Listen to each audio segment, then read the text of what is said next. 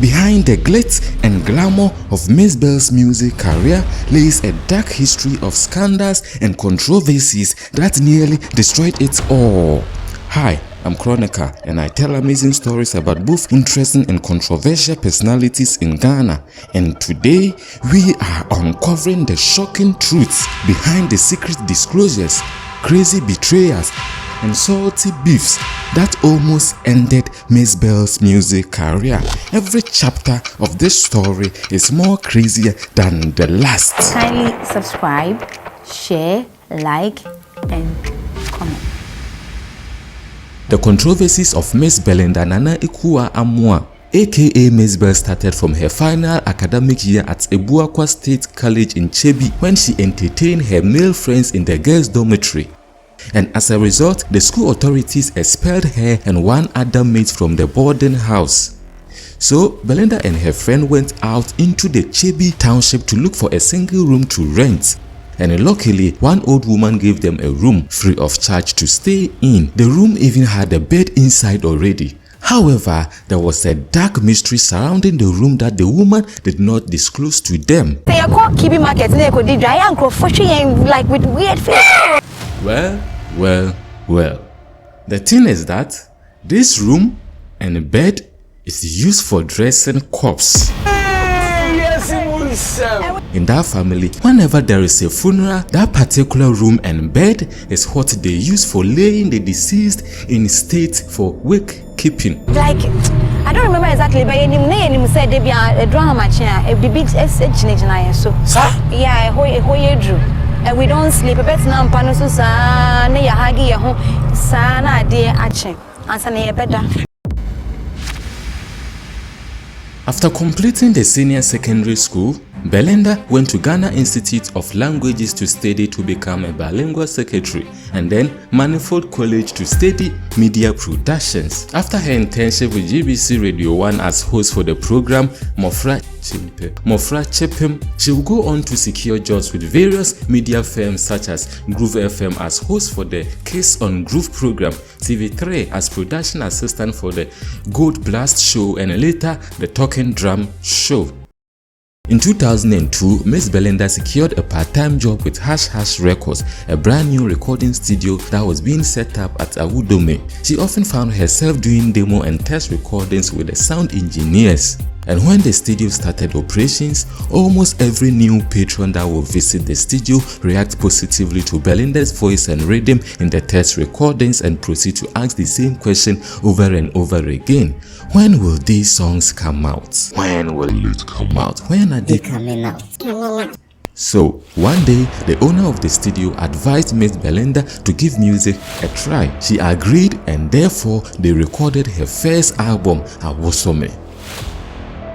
All this while, Nanekwa was also working as a digital video editor at Metro TV. The Awosome album came out in 2004 and became an instant hit. And just like that, Mzbel has become a star.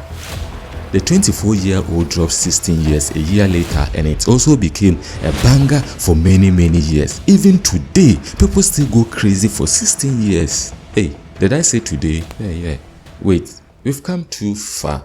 Let's travel back to 2005 because some real crazy stuffs happened over there.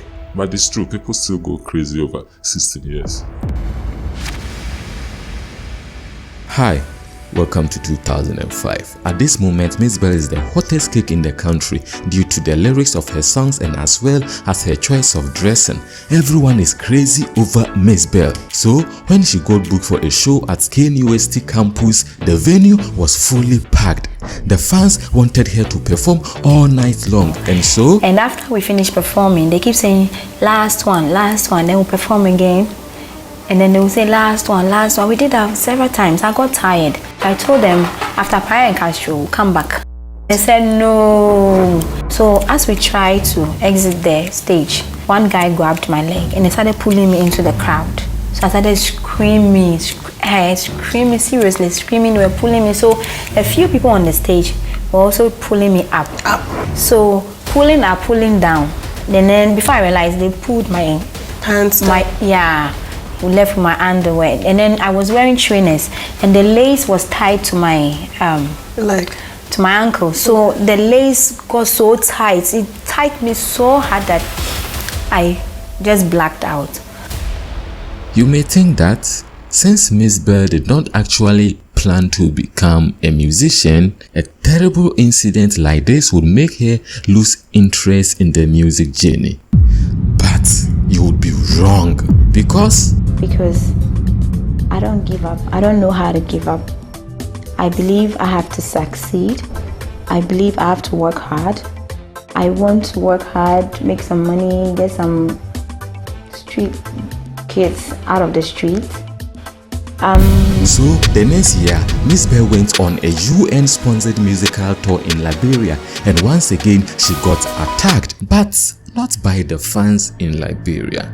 It was armed robbery attack in Ghana at her residence in Bowie, few months after she has returned from the Liberia music tour with bundles of dollars. They started kicking me around, hitting me, shouting, and then the guy brought out some bullets.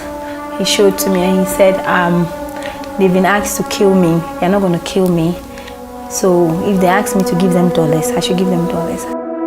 And then they took all the suitcases in the house, packed clothes, shoes, perfumes, DVD players, my laptop. I had an editing bench in the house. They packed everything, my cameras, my lights, everything. So, when the former boyfriend of Nana Banamwa, the CEO of UT Bank, Captain retired Prince Kofi Amoabin, heard the sad news that has happened to Mzbel, he reached out to support her. And from there, the two of them will become more and more and more and more closer. Oh, we became friends. You know, me just your father said, I go work with you. That's what for one water. Now, what do you say? And that. Oh, I mean, cool.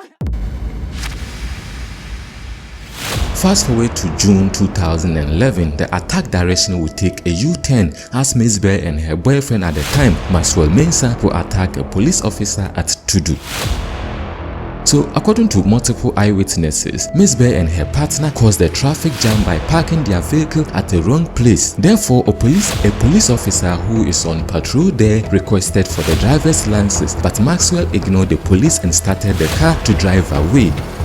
And somehow, the police officer fell on the bonnet while Maxwell drove away at top speed until they were forced to stop by a private car that crossed their path. When Mzbel got down from the car, she went straight to strangle the policeman by the neck while yelling at him. Therefore, they were arrested, processed for court, and eventually fined.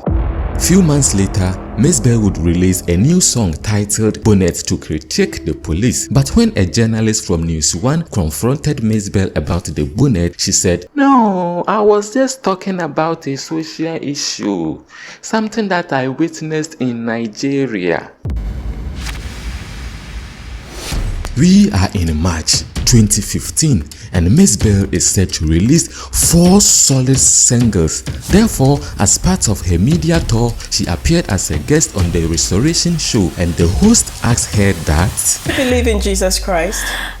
Stacy, can we talk about something else? However, they did not talk about something else because the host insisted. Something else? No, I want to know. Wow. Well, I don't want to offend anybody. After the shooting of the interview, her manager informed the host, Stacey Amwatin, and the producer, Ochami Kofi, to edit and cut out the Jesus segment before they release it to the public. Because Ghanaians don't play with their Jesus and will obviously be triggered by Mzbel's opinion on Jesus. Lo and behold, when the show was broadcasted, Mzbel got dragged all over the country for saying that, I think it was made up. According to my own research, I think it was made up. Ghanaians ignored the 4 singles and used all their energy to cook Mzbel for the blasphemy. Mzbel hit back at her critics and also dragged Stacey for mischievously not cutting out the Jesus segment as discussed earlier. So the producer Ochami Kofi jumped in to defend his wife Stacy in her battle with Mzbel. He revealed that when Mzbel's manager asked them to edit it out, Mzbel insisted it should be left in, and that is why it was left in. Mzbel responded to this with curses, and this only got Ghanaians even more angrier towards the 16 years hit maker. People sent her messages across all her social media pages insulting and cursing her. Some even went to the extreme of threatening her with death. Many radio stations stopped playing the singles that she was promoting, even though she had already paid payolas to some presenters. Some months later, just when this whole Jesus issue was dying out, Captain retired Prince Kofi Amoaben will break his silence on the speculation that is circulating that he is the father of Mzbel's son, Aaron. Speaking on Joy FM, the boss of UT Bank said, It's not true that I have a kid with Mzbel. And the very next weekend, when Caroline Sampson was co-hosting the Fan Zone entertainment show on Viasat 1, she said, I had a private chat with Mzbel and she told me Kofi Amoaben is the father of the child. This got Mzbel very angry and therefore launched a full defensive and offensive attack on Caroline and went on to deny ever disclosing any information to her. However, Caroline still maintained her grounds by issuing a press statement to prove that yes, Mzbel actually disclosed that secret information to her. Ms. Belinda later confirmed that she indeed told Caroline who the child's father is, but she only told her what she wanted to hear. A year later, Mzbel got dragged once again for saying that Nana Mama Brown's husband is a terrible kisser and also for revealing that she has had uncountable number of sex with the UT boss on the Delay show. In her defense, she was just being sarcastic because she knows that Delay's questions are always sarcastic. Ms. Belinda also got physically assaulted for openly supporting John Mahama and campaigning against Nanado and the NPP during the 2016 election. Kindly subscribe. In 2017, ICGC issued a letter to suspend the gospel singer and the Reverend Josh Lai, to which Mzbel responded in jubilation, saying that finally she has been vindicated. And as typical of Ifya Schwarzenegger, she jumped into this issue with a very wild claim. She claimed that Reverend Laye molested Mzbel and that is why she quit the church and does not believe in Christianity again. Mzbel came to the defense of Pastor Laye and made it clear that the pastor never ever molested her. But you already know that positive news does not go far as compared to negative news. So even till date, many people don't even know that Mzbel actually defended the pastor in the rape allegation by Ifya Shua. Throughout all of these years, Mzbel has been having a Tom and Jerry kind of friendship with Ifya Schwarzenegger, and in 2020, Mzbel disclosed in an interview that their friendship has been beans since 2018 and she don't want to be friends ever again with Ifya. Therefore, Ifya Shua came out to expose to the public what actually destroyed their friendship. Apparently, Mzbel was caught having an affair with one of Ifya's sugar daddies, who is obviously a married man. What do we try to do? What castle we try to do than for? But according to Mzbel, It's a lie. I think she just wanted to say something to tarnish me or to hurt my feelings. Every song she does, it's like she knows the formula of songs that will get Ghanaians talking, that will get Ghanaians dancing, that will get Ghanaians singing easily. And she has been doing it. Mzbel knows the formula. So, come 2018, she released a new love song with the title Thanks. Her team will do everything to the best of their ability to promote the song. But nothing worked. She would even go on a nationwide tour, but still nobody paid attention to her thanks. In addition to the struggles with thanks, event organizers were also not booking her for gigs anymore. Therefore, she decided to put her music career on hold. Mzbel will go on to focus her energy on her other ventures such as Belle's Pub, Bell Eye Media Productions, and as well as hosting of the Odonso program on Onua FM.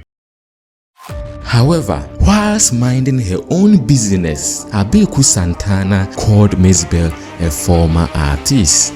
Mzbel, former artist Mzbel. He's a former artist. Ghanaians did not find the former artist tag funny at all. Therefore, they jumped to the defense of Mzbel, showed her love and support, and then dragged Abeku Santana all over the country. Interestingly, the support did not end there, because when Mzbel released her new single Asibolanga on that same weekend, she didn't have to go on a nationwide tour for Ghanaians to accept and jump to Asibolanga. And 2 months later, she got booked to perform at Afrochella. So I guess you can say that Mzbel has got a second chance to give music a try once again. But the question is, how different will things be this time around?